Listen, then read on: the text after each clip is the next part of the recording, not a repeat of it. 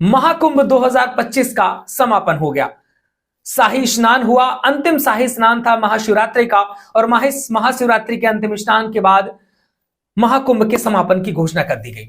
आज योगी आदित्यनाथ जी पहुंचे महाकुंभ और उन्होंने सफाई कर्मचारियों के साथ खाना खाया, साथ ही 3 बड़े ऐलान भी कर दिए और सफाई कर्मचारियों की बहुत ज्यादा उन्होंने प्रशंसा भी करी है। महाकुंभ जो कि बहुत ज्यादा चर्चा में रहा, 144 सालों बाद आने वाले इस महाकुंभ के लिए बहुत सारी तैयारियां की गई थी, बहुत सारी कंट्रोवर्सीज भी रही, लेकिन ऐसा भी माना जा रहा है कि लगभग 70 से 75 करोड़ लोगों ने महाकुंभ में स्नान भी कर लिया है।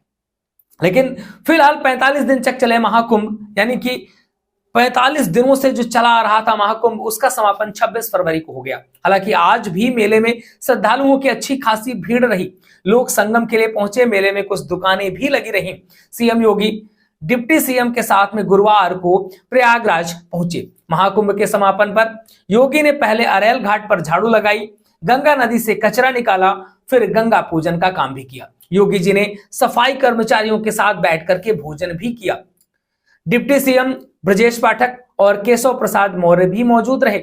योगी कुंभ में रहे, उन्होंने अच्छी खासी समय जो है सफाई कर्मचारियों के साथ, फिर पुलिस कर्मियों के साथ भी उन्होंने समय बिताया, वहां भी उनके साथ उन्होंने भोजन किया। सीएम ने कहा कि कल महाकुंभ की पूर्ण आहुति हो चुकी है, आस्था का इतना बड़ा समागम दुनिया के अंदर कहीं नहीं हुआ, कोई भी ऐसी घटना नहीं हुई जो कि बहुत बड़ी घटना रही हो। सपा को निशाने में साधते हुए योगी आदित्यनाथ ने कहा कि विरोधी दूरबीन और माइक्रोस्कोप लगा करके बैठे हुए थे, फिर भी वह घटनाएं उजागर नहीं कर पाए।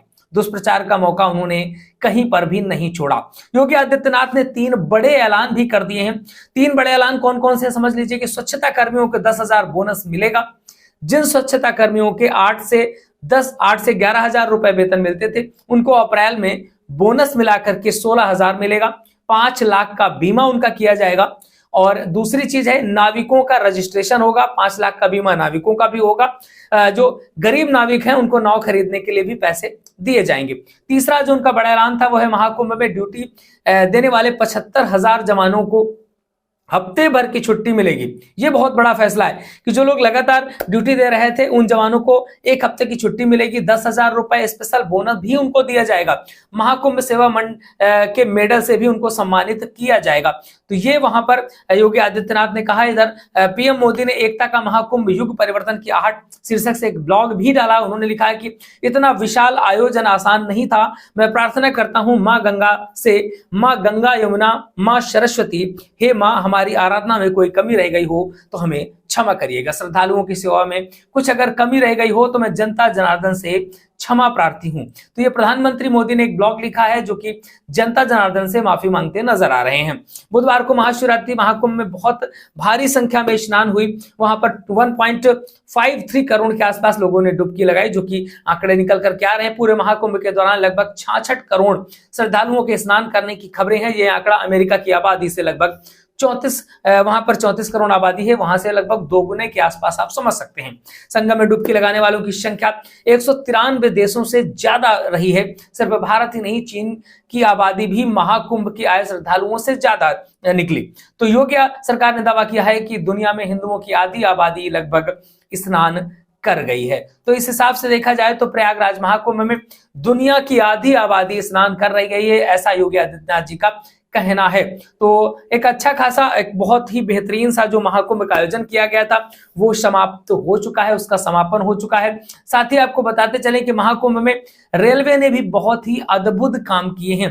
महाकुंभ के समापन के मौके पर रेल कर्मियों को अभिनंदन करने प्रयागराज पहुंचे रेल मंत्री अश्विनी वैष्णव ने कहा कि महाकुंभ के दौरान 13,000 ट्रेनें चलाई गई थी, लेकिन 16,000 से अधिक ट्रेनें चली।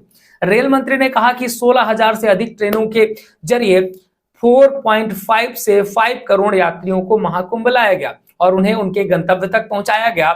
मैं सभी रेल कर्मचारियों को धन्यवाद देना चाहूंगा जिन्होंने एक होकर के काम किया और इस महायज्ञ को संपन्न कराया। तो इस तरीके से महाकुंभ का समापन हो चुका है और योगी आदित्यनाथ ने सफाई कर्मचारियों, सभी सुरक्षा कर्मचारियों, पुलिस कर्मचारियों, रेल कर्मचारियों सभी को सम्मानित किया है और सभी के लिए धन्यवाद भी प्रेषित किया है। बाकी आपका क्या कहना है इस बारे में लिख डालिए कमेंट बॉक्स पे। लगातार अपडेट्स के लिए हमें सब्सक्राइब जरूर कर लीजिएगा। अगर आप फेसबुक पर देख रहे हैं तो प्लीज फॉलो जरूर करिएगा।